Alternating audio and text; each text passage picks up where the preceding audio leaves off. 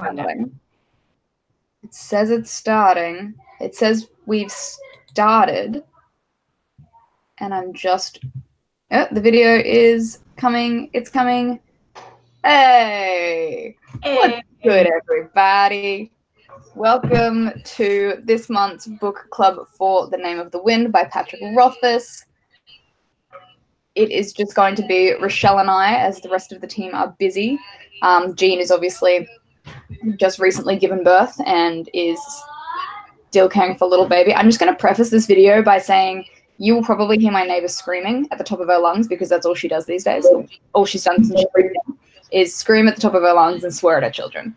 So if you hear that throughout the video, it's not me, it's my neighbor who lives in very close proximity and makes it very hard to live next to. Anyway, like I said, it's just Rochelle and I because the other lot are busy. We haven't heard from Kaz, so I don't know if she's going to show up later. I doubt it though. So it will just be us, guys. I hope that's okay. We'll just do a redo of the Brisbane meet from yesterday. Welcome, yeah, pretty much. So yeah, for those of you who obviously spent the last couple months, I think it was like the last 2 months, we decided to make The Name of the Wind our like holiday book because it's such a thick bitch, thick with a double C. This is my American version. I have a couple different versions, but Brittany was kind enough to send me the American paperback, which is floppy as hell.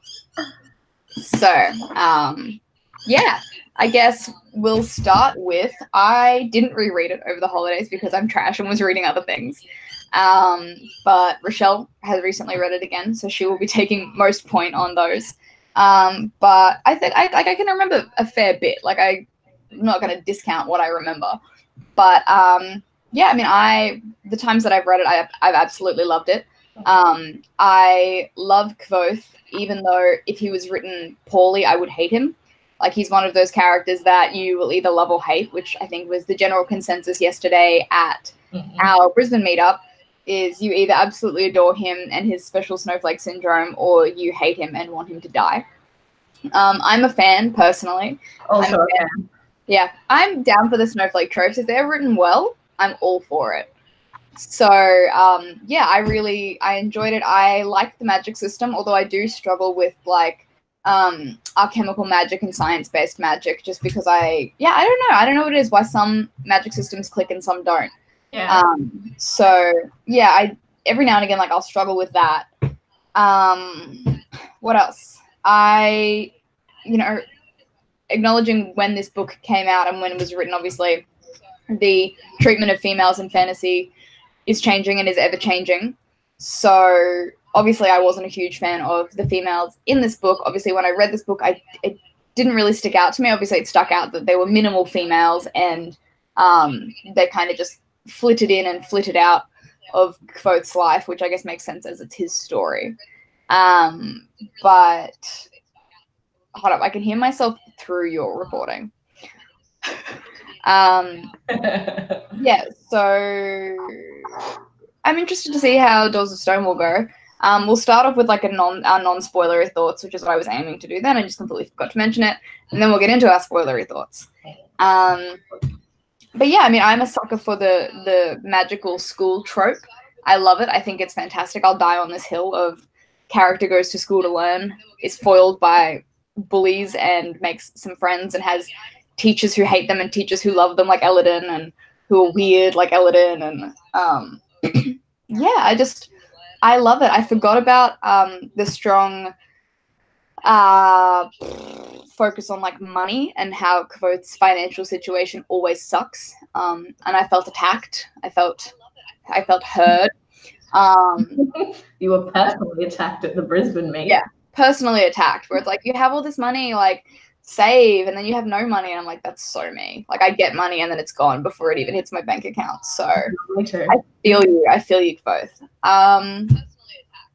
Yeah, I mean, that's my, like, non-spoilery thoughts on The Name of the Wind. What are yours? What are your thoughts and feelings?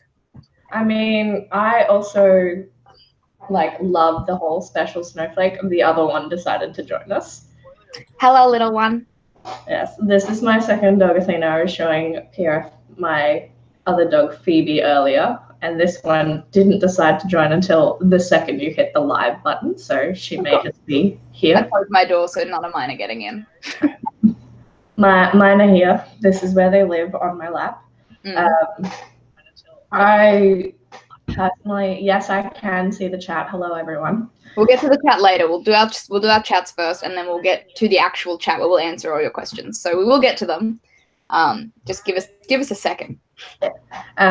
Yeah, I love both. Just like adore him and his stupid little special snowflake-ness.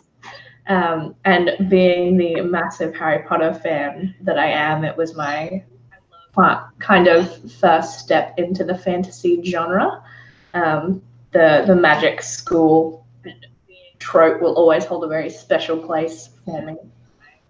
So, I mean, I loved it. I was also personally attacked at the Brisbane meet yesterday, but I was just like, I'm not. It's your favorite book, hey? Like, it's your all-time favorite book. Yeah. And it was so bad because, like, the first 3 people we checked in with, 2 of them had rated at 2.5, and 1 of them had read like 6 pages.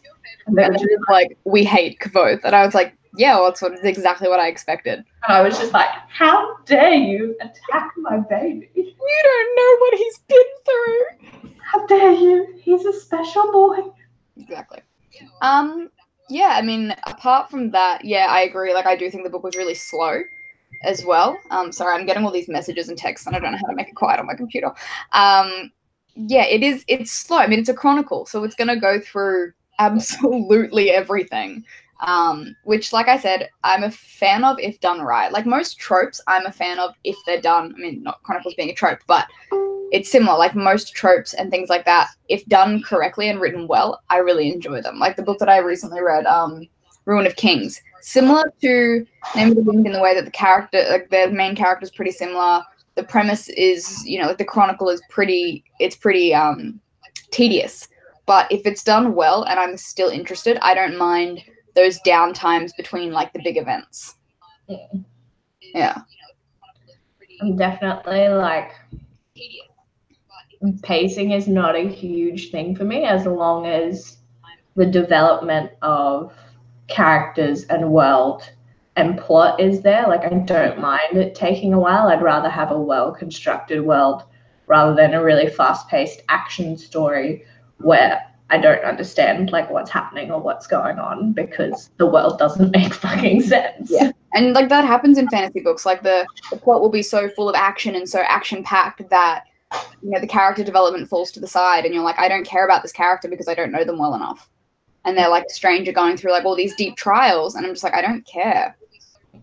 So that's one thing I did like about Kvothe. And a few things that the guys at the book club mentioned yesterday is, and I didn't pick up on it, but when I reread it again, I'm going to, is how, because it's obviously a chronicle and it's Kvothe telling the story to chronicler, like you can see the difference in his mindset. Like when he's in a better mindset, like the dialogue and the text are like long sentences and they're like flowing and they're poetic, but when he's, struggling or he's in a mood or something, like the sentences are very clipped and short. Which I didn't pick up until it was mentioned. And the girl who was reading it is currently listening to it's called the name of the Page of the Wind. Page of the Wind or something. So it's literally it's a podcast that deconstructs a page of this book a day, and they've obviously been going on for like 3 years. They're not done yet with the first book. Yeah, as they get like super, and that's one way to wait for the Doors of Stone. Yeah. So hearing like a deconstructed version is also really good. Like it's literally like Spark Notes saying the name of the wind, which is great. And some days I think if I was an academic, I would do something like that, but I'm not. And I'm lazy. And so I don't. But yeah, what else? And I mean, we'll get onto the theory portion of this video later because like the bajillions of theories that go on. There's so many. Yes, obviously, for some reason, if you don't know, book 1 is Name of the Wind. Book 2 is Wise Man's Fear. There's a novella I think it's in between those two, called The Slow Regard of Silent Things, which is from the POV of a character we meet in book 1. And as for book 3, Doors of Stone, it is unreleased, undated, and will probably be so for another 10 years. The running theory is that every time someone asks Patrick Rothfuss when the book is coming out, he pushes it back 5 years. And if I had that much power, I would do the same thing. So yeah, and like the weird thing is I binged book 1 and book 2 straight after each other. So I really struggled to figure out, I forgot where book 1 ended and book 2 started. Yeah. So a lot of my stuff, I'd be like, oh, book 2, like, oh, that happened, blah, blah, blah. And they're like, oh, that's book 2. And I was like, yeah, good, mate, good. That's what I was after. But yeah, I mean, like I said, I enjoy it anyway. It's probably one of the first high epic adult fantasies that I ever, so many descriptive words, adult fantasies that I ever read. And so going into it, I was like, oh my God, this is so overwhelming and in-depth and descriptive, especially of like the world building and stuff. But coming out of it, I'm like, this is like one of the standards I hold all my high epic fantasies to. I'm like, it needs to be this in-depth.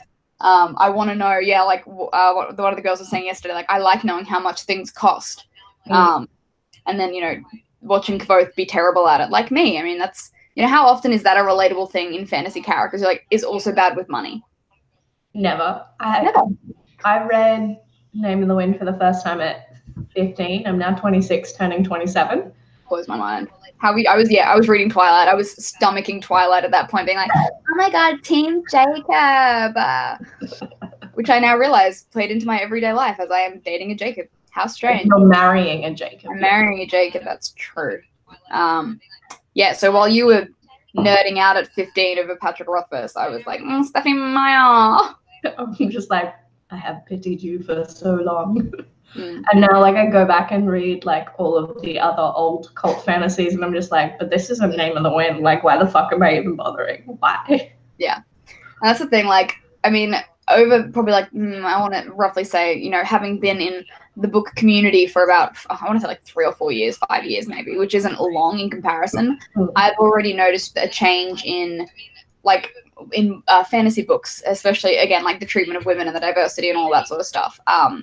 And so reading, I guess, I call it old fantasy, which is like pre-2000 and, I don't know, 10 fantasy, and even then that's pushing it, where it's like your Raymond D. Feist, your Jennifer Fallon, your, I guess, maybe early Sanderson sort of stuff, not that I'm familiar with that, but that there are the liberties, liberties is the wrong word as well, but back what I was saying about, like, the female treatment throughout this book, like, and now we're getting into spoiler territory at this point, how Denna is Kvothe is obsessed with Denna, and that's kind of all she serves for, like, that seemed to be her purpose, was to be this fucking be-all and end-all female that Kvothe was mad about. And obviously we got into discussion yesterday that Denna was just as mad about Kvothe, and she is just Kvothe in different circumstances and everything.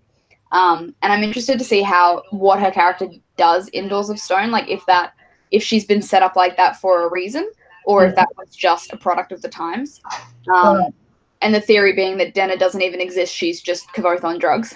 On drug Denna, which is one I hadn't heard, and I was like, oh my God, that's crazy. It's one of my favorites. I'm just like, it's so ludicrous. I can absolutely see Pat doing it, like 100%. I'm surprised Denna doesn't exist, which is why I liked Debbie so much as well, because she's, you know, like one of the girls was saying yesterday, like, he goes to this university, surely there are women there who are smart, who, you know, have more to offer than Denna, but he's like, Denna. And so that was interesting, you know, like, to have Debbie at that point, who, you know, would have been seen as like the strong female character who takes no bullshit and, you know, is the hard ass. So instantly, you know, I gravitated towards her coming, because that's what was more familiar to me than this kind of, again, like, I haven't read it in a while, so I'm kind of just drawing from what I can remember. I could be wrong, but, like, I don't remember Denna standing out to me as anything special. Yeah. And again, that's why I liked Uri, because she was so different. And, you know, on the opposite end of the spectrum, like a little bit nutty, and a little bit ethereal and a little bit wispy and kind of out of the world. And that's why I liked her. And they were kind of on different, on the same spectrum, but on the opposite ends of it. Whereas Denna kind of fell in that gray area of, like, you're not offering me anything. And again, like I said, I haven't read it in a while, so I could be, you know, getting it in the wrong, but I didn't care about her at all. And I wonder if that's how Pat has set it up. Like, he doesn't want her to be this, you know, be all and end all love affair sort of thing. Which is why I'm interested in Doors of Stone. Like, I want to see her grow. I want to see her be useful, essentially.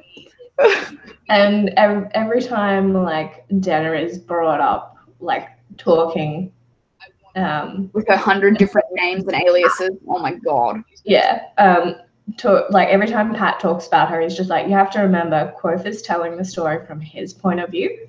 So you're not going to see a lot of aspects of Jenna because Quoth doesn't know what the fuck is happening with Jenna.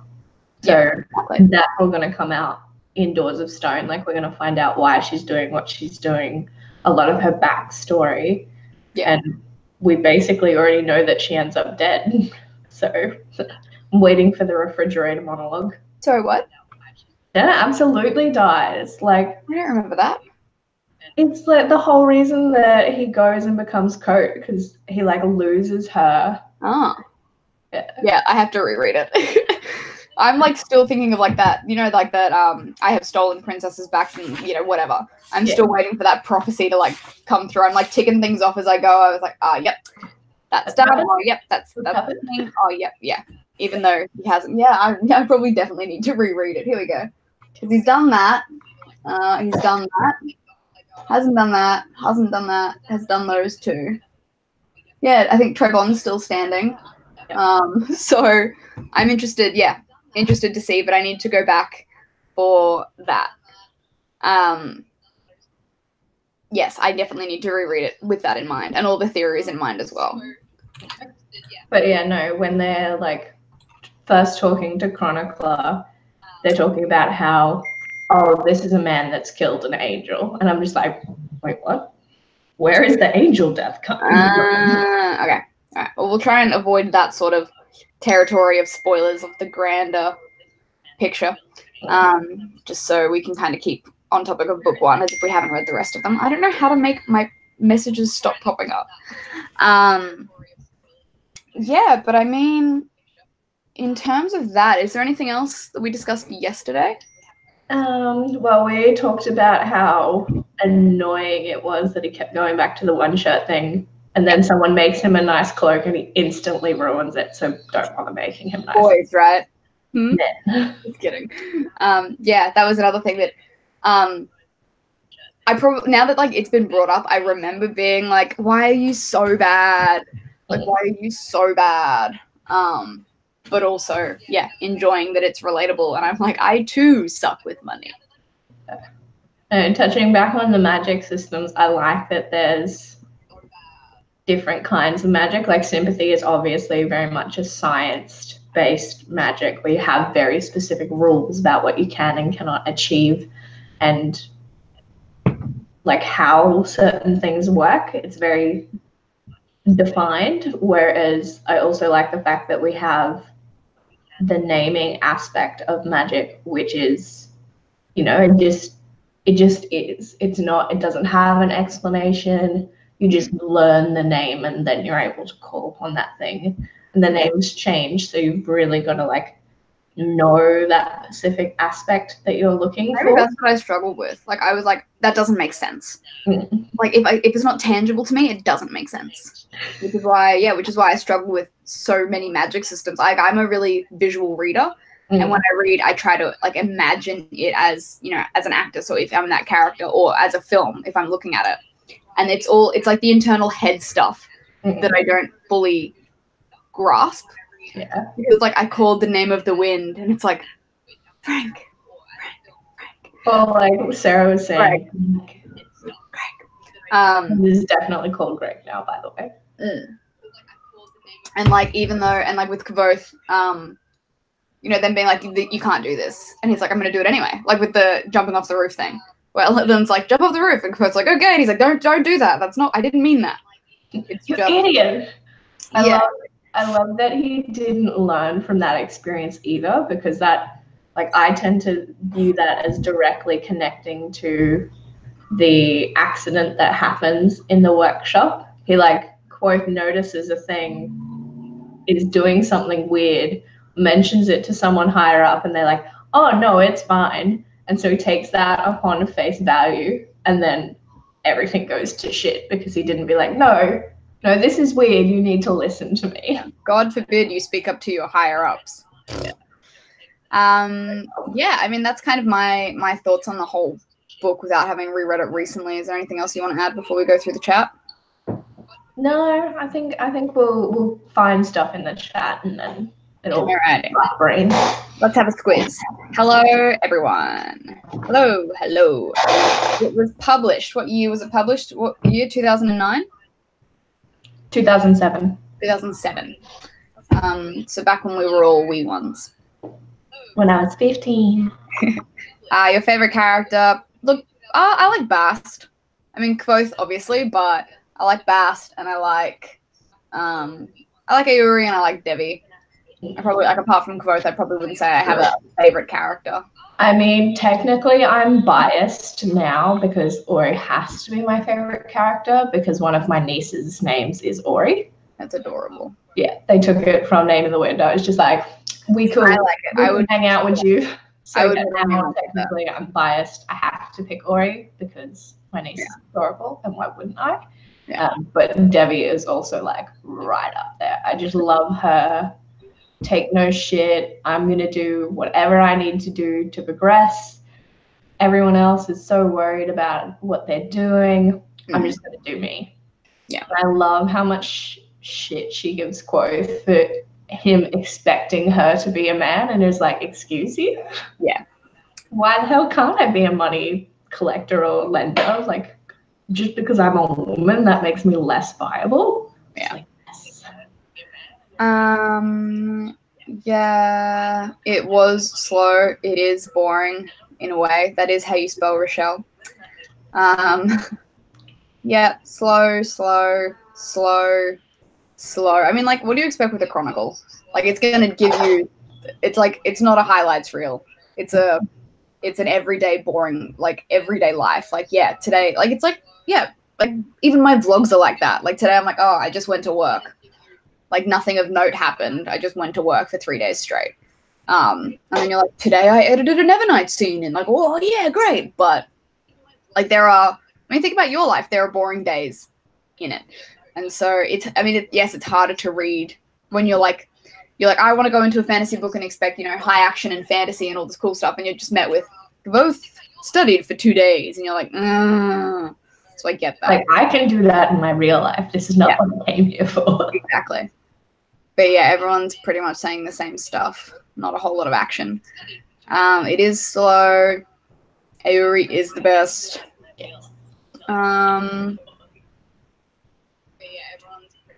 on, let me have a look. Yep, we've said that about Denna.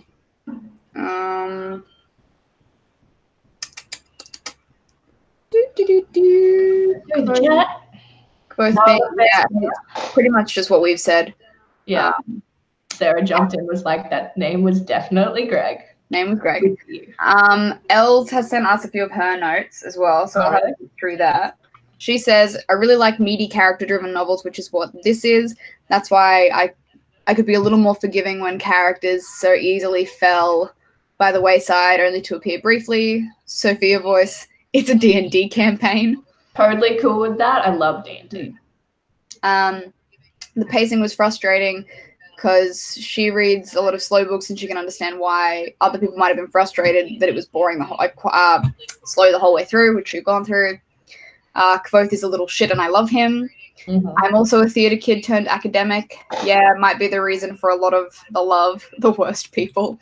Yeah, I mean, Kvothe goes from being this Ade Maru, who's like this, like traveling minstrel performer, and then he's like, I gotta go to school and learn magic because my family was murdered. Ambrose can burn in a ditch. Yes. Pretty chill with the animal death and abuse, but musical instrument abuse and destruction physically hurts me. Every time I cry, like the second that the lute gets it, I'm just like. Like, I would have imagined, when I remember it, like, reading it, I'd probably imagined the lute as its own animal. It's like that sort of connection. Like, it's harmless. It doesn't have any feelings. Like, it's my least favorite scene in the first book. Like, I always have to be like, I'm getting to that point. I need to take a day. Is when Kvothe gets banned from the archives because Ambrose is a dick. And I'm just like, That's literally her next point. It's just, yeah, I said that. Ambrose is a dick. Main thing that frustrated me about the writing was that he kept building up for a cliffhanger and then undercutting it. It's a dragon. Jokes. It's just a Dracus. It's like a giant worm. And then they kill it. And like the girls were mentioning it yesterday, and the conservationist is in me is like, you found the first Dracus of like ever that nobody else has found or whatever, and you just decide, I'm gonna fucking kill it. Yeah. Like, preserve that bitch. Like, honey, what are you doing? Just like, oh, this thing's like been eating this drug, so it's clearly built up a tolerance, so we have to give it more. And I'm just like, you don't even know how its metabolism works. Like, you don't know anything. Yeah, that's the thing. Like, there are some things I find a little hard to believe. I mean, since it's Quoth, I'm like, yeah, whatever. Of course it is. But like, you know, the thousands of people across the years who have spent their life dedicated to finding out this Dracus, to finding information, to finding it to begin with, and then Quoth to just be like, oh, hey, what's that? A Dracus? Oh, I'm gonna kill it. I'm imagining like the conservationists in the world are just like, ah! Or just like the monster hunters. They're like, what? It's real. Didn't see the Basque twist coming at the end, but did feel that the ending fizzled out and that disappointing without a climax. What is the Basque twist? Is that just him being Fae or part Fae? No, that's in the beginning. We see that with Chronicler. I'm trying to remember what the Basque twist is without also bringing the second book into it at the same time. Right. So. Or maybe we'll just leave it and you can just tell me later. Thought the random guy attacking was going to be the climactic event, but that fizzled out too, and now I have questions. The random guy attacking. The random, like, thugs that had been hired. Quoth on his way back from Imre. Right, okay. Loved Devi, loved Denna, liked Fella, hated that all the women had similar names. Genuinely thought there was one called Della for a while, and there wasn't. Really liked the relationship between Denna and Kvothe and how he didn't get possessive or clingy and let her do her own thing. Like, yes, but I think that was more her being like, you can't control me. Yeah, he's also like kind of creepy stalker because he's just like walking around Imre being like, has anyone seen Denna? Anyone seen Denna? She also goes by Diana, Della, Dina. So many names. Anything that starts with D, essentially. Yeah. Hated the conversation between Kvothe and the innkeeper where the guy went, Denna isn't like other girls, so women hate her. Not how women work. And that conversation lowered my rating from a 4 to a 3, and I later settled on a 3.5. And despite my criticisms, I went out and bought the sequel yesterday. Yeah, good job. That's all Elsa's notes. Let me have a look. The book is messed up. I disagree, but okay. Yeah, everyone hates Ambrose. That he orchestrated the chronicler. Yep. Thank you for that. He orchestrated the chronicle coming in the last chapter, which again I don't remember, so I need to go and reread and recheck that out. Yeah, I read it twice. So I read it as an audiobook as my first book of the year because I was like, I'm going to start 2019 off right. Yeah. And then I read it like a week before book club, and I was just like, which one? There's so many with Bast. And Bast has his own short story, a bit like Slow Regard of Silent Things, called The Lightning Tree. And it's in an anthology. I haven't read it yet because you can't get the anthology in Australia. And I'm just like... Remind me on Monday and I'll get it at work. I'll find a way to get it in. I'll remind you and then we can both read it. Yeah. What else? I feel like he was trying to act chill about it so Denna wouldn't stop talking to him. Correct. Also, I got that vibe. That if he like took one wrong step, Denna would be like, I'm just gonna go. Bye, but also not really. Yeah. Do you think Kvothe is as genius as he makes himself look out? Look, probably, but also probably not. Like, I mean, I want to give him the benefit of the doubt and be like, I'm sure he's just being humble, or he's just trying to minimize how great he was, and I'm sure he was actually better. But right, Kvothe is just Gilderoy Lockhart. Correct. Just like, I am the greatest, but everyone else is actually doing things for him. He's like really academically smart, but has no common sense whatsoever. So, as is demonstrated by him trying to tie the air outside into his lungs as a 12-year-old, and is just like, oh wait, I can't breathe now? What's going on? Boys are dumb. I'm just kidding. The audiobook is fantastic. Yes. So if you haven't listened to the audiobook, it's also very, very good. That's how I managed to get Jacob to read it, because he's not a reader per se, but he will listen to audiobooks.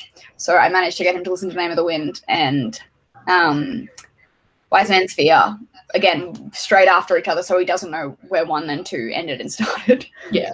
So he even came along to our book club yesterday, which will be in my vlog that I post tomorrow. Bit of a drop. Did you get surprise footage? I did. These two yesterday, Rochelle and Jacob, set up this like deep surprise for me. And for starters, I want to emphasize I am so grateful and thankful that I fucking hate surprises, which is why my reaction probably wasn't fantastic. And I got I was like, and Jacob was like, you weren't even. Yeah, he's like, you weren't even surprised. I thought you'd like cry or something. And I was like, Jacob, I hate surprises, which is why I force you to tell me what you're getting me for like birthdays, for Christmas, for anything. Like, I hate it. But anyway, point of, these two surprised me at the end of our book club yesterday with a cheesecake and a card. And they got everyone to sign it who was at the book meet yesterday as like a congratulations for the Nevernight news. This is also going to work really great right now. So, you big cuties. I think I've maybe got like a quarter of it left because I went ham on it last night. So if you guys are keen to see a fat assassin in a few months, that's why. Because I just got a shitload of cheesecake. Yeah, I just saw all of your like gymming in the vlog and was just like, no. Nah. Here's a cheesecake. Yeah. So yeah, that's mostly it. If anyone's got any other, anyone find out they basically drugged the sidekick before they started killing the Dracus? The sidekick? Dana kind of drugged herself because she grabbed resin and was just like, oh, I don't know what this is, but I'm going to put it in my mouth. Dana's autobiography. Yeah. I don't know what it is, but it probably should go in my mouth. Yeah. Oh, yeah, Dana's patron is another thing. We'll get into some theories before we close off. So, yeah, I want to know who Dana's patron is. I feel like it's going to be someone Kavoth knows, or it's going to be, my first thought is it's the Chandrian guy, which I forget his name. The lead one, the bad one. Halifax. Not that one, the other one. Cinder. What? Cinder, yeah. I feel like it, but now I feel like that's too obvious. So that's one. The theory that Dana doesn't exist, she's just drugs. Every now and again, like, I'll be flicking through my YouTube and I'll get like a Name of the Wind deep dive theory video pop up, and I'll go and watch it. And there's like the theory about Lady Lackless being Quoth's mother, or something weird like that. What are some other theories?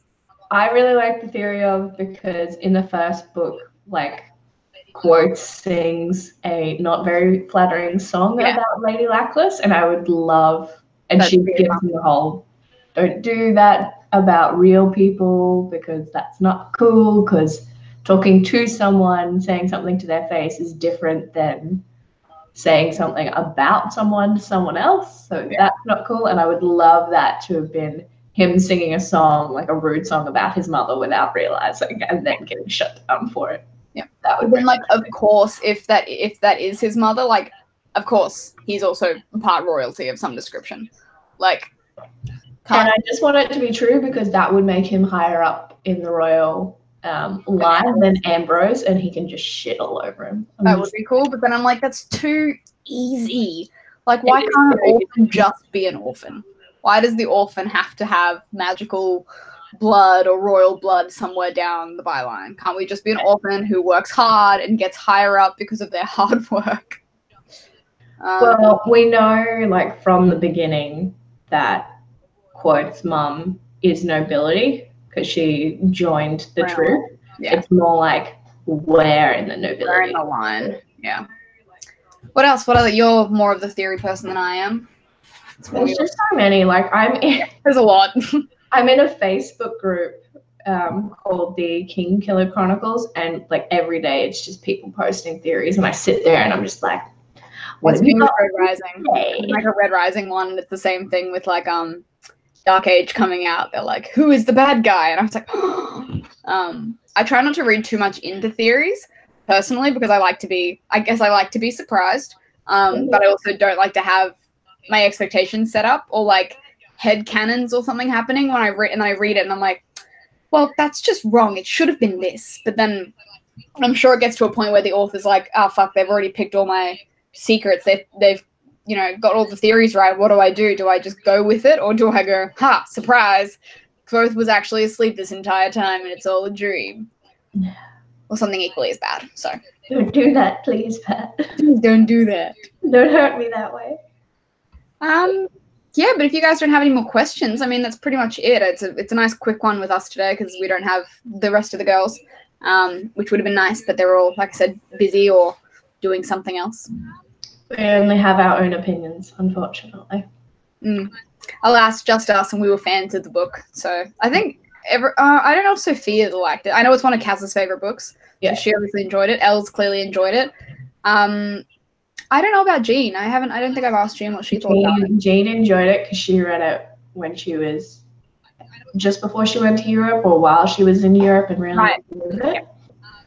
So yeah, the only one I don't know the opinion of is Sophia. Sophia, and the last I saw in the group chat, she was like, ugh.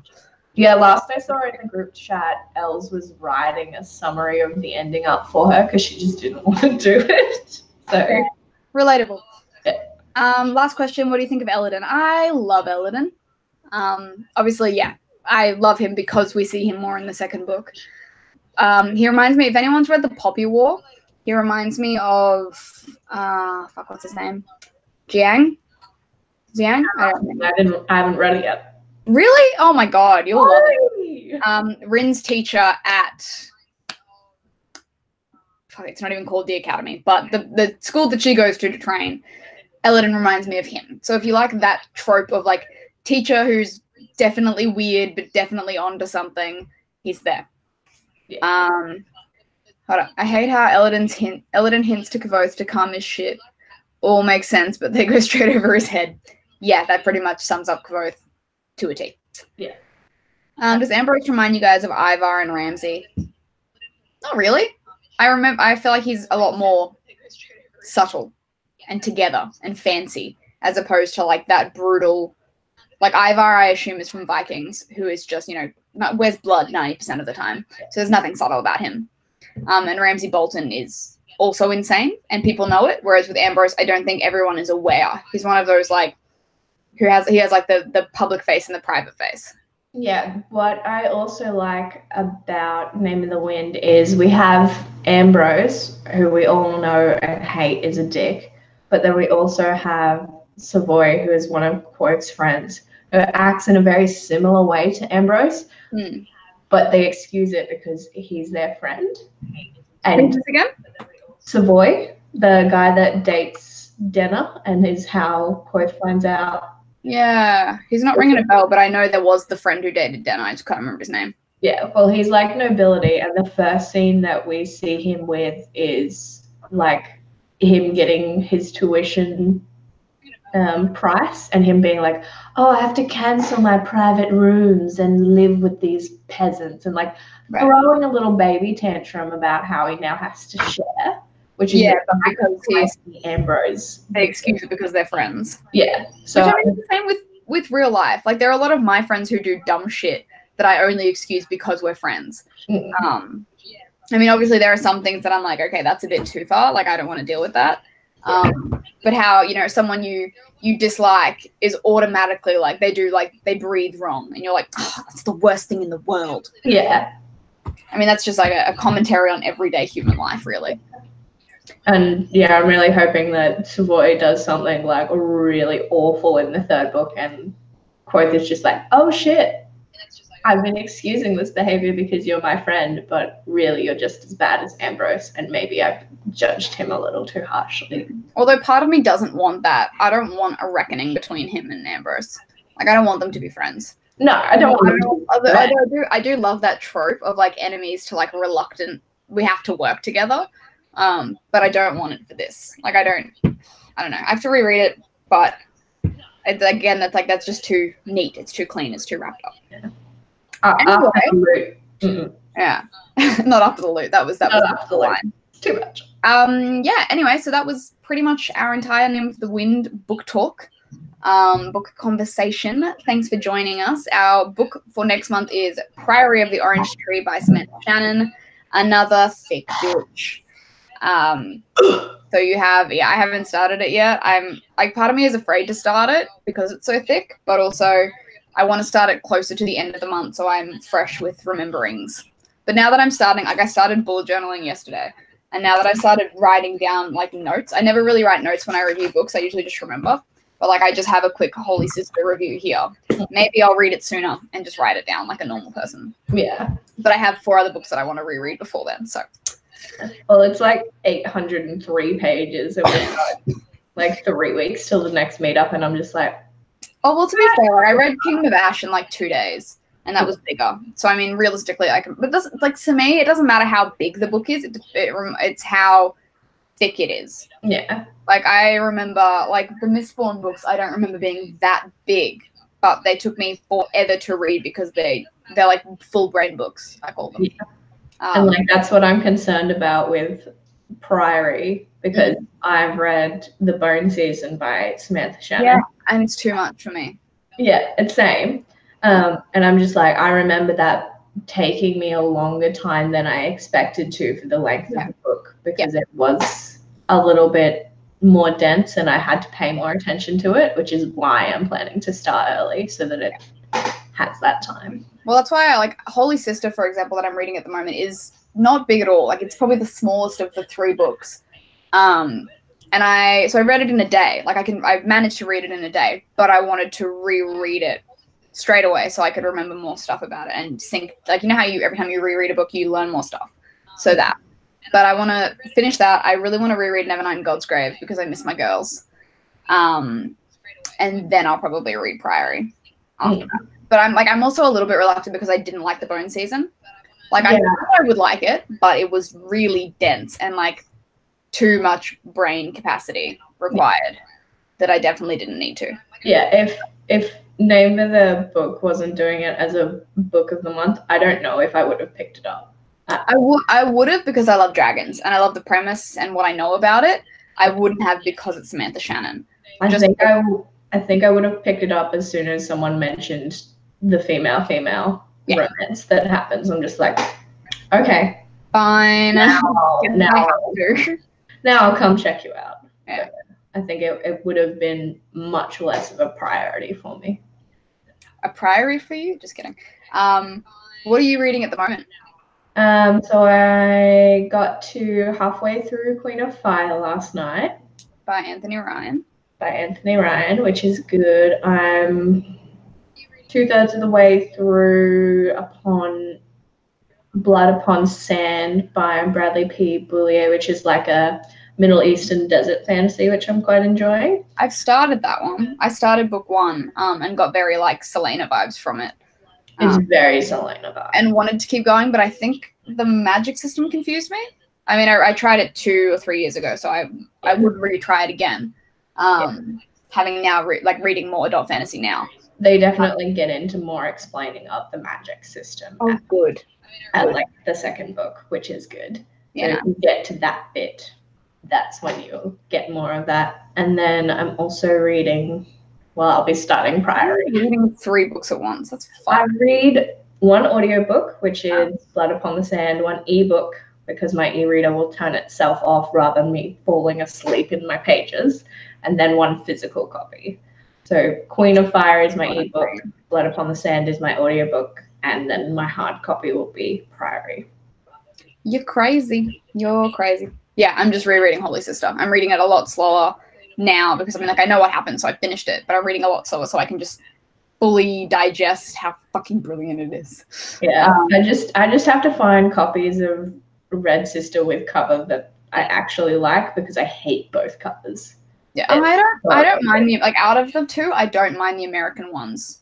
I like the American ones more than I like the US ones. Yeah, absolutely. Although I do like our I don't know if you've seen the one I have at work. I've got the small paperbacks of Red Sister with Nona on the front. I think I like either of those ones or the American version, but I'm hopefully getting the American version sent over to me. Or I will just go and buy them when I go over there because I love them. And like especially the Holy Sister cover. I think I have I don't remember. I haven't looked at it. Yeah. Anyway, that's the UK cover. I don't have the shit cover, is what I know. So I assume it's the US cover. Anyway, that was our live show for The Name of the Wind. I hope you guys enjoyed it. If you have any other questions and stuff, you can just leave them in the comments and we will go through, respond to them in the future when we get back to it. Next month, our live stream will be on Kaz's channel. Kaz obviously is at Little Book Owl. And again, you'll find all the information about our live meetups and our live show on our Twitter at Name of the Book Club, if you haven't already. At Name of the Book. At Name of the Book. Doesn't fit. Just that one. Okay, I should know that. I think I made it. Anyway, I hope you guys enjoyed. Let us know what you think in the comments down below, and we will see you next time. Bye. Bye.